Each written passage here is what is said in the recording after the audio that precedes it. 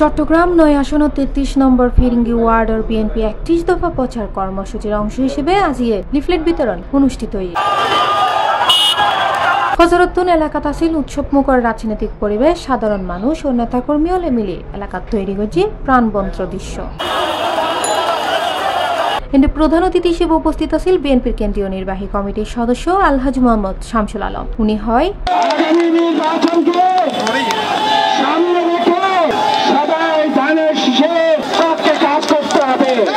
আমরা শুধু দাঁড়াইয়ে বসে থাকতে হবে না, আমাদের ভিতরে শত্রু লেগে আছে, এই শত্রুকে মোকাবিলা করতে হলে ধানের শীষের কোনো বিকল্প নেই।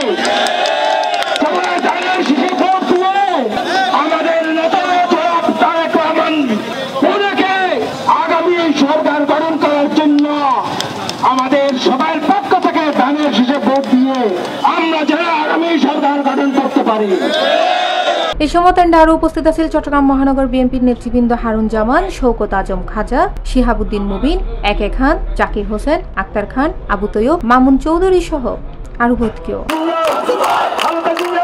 এছাড়া যুবদল, ছাত্রদল, স্বেচ্ছাসেবক দল ও মহিলা দলের বিপুল সংখ্যক নেতাকর্মী হলে অংশ লইলে পুরো এলাকাগান উৎসবমুখর রাজনৈতিক পরিবেশ সৃষ্টি হয়।